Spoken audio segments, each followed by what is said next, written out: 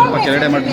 ಯಾಕೆಂದ್ರೆ ಒಂಥರ ಒಂದು ಮಹಾಭಾರತ ಸ್ಟೋರಿ ಅಲ್ವಾ, ಎಲ್ಲರೂ ಶಿಖಂಡಿ ಇದ್ರೆ ಏನೋ ಅನ್ಕೊಬಿಟ್ಟಿದ್ರು. ಇದು ಆ ಥರ ಅಲ್ಲ.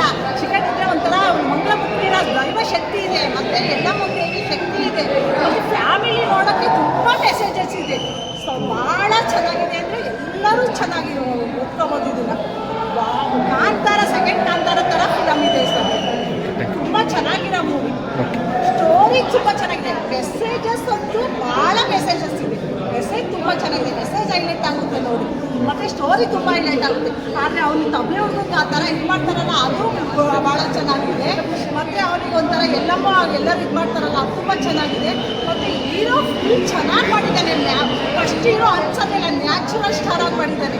ಅವ್ನಿಗೆ ಯಾರು ಫಸ್ಟ್ ಹೀರೋ ಅನ್ನೋದೇ ಇಲ್ಲ, ನ್ಯಾಚುರಲ್ ಹೀರೋ. ಮತ್ತು ಯಾರಾದ್ರೂ ಕೇಳಿದ್ರೆ ಅವ್ನಿಗೆ ಫಸ್ಟ್ ಹೀರೋ ಅಂತ ಅನ್ಸೋದೇ ಇಲ್ಲ. ಮತ್ತು ಪ್ರಾಕ್ಟೀಸ್ ಇಲ್ಲದೆ ಆ ಥರ ಫಸ್ಟ್ ಹೀರೋ ಮಾಡಿದ್ದಾನೆ. ತುಂಬ ಒಳ್ಳೆಯ ಪ್ರಾಕ್ಟೀಸ್ ಇದೆ ಅವನಿಗೆ.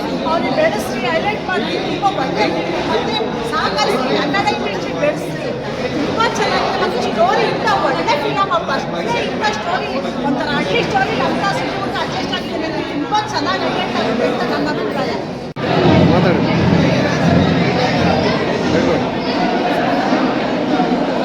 ಒಂದು ಸ್ವಲ್ಪ ಮೇಲೆ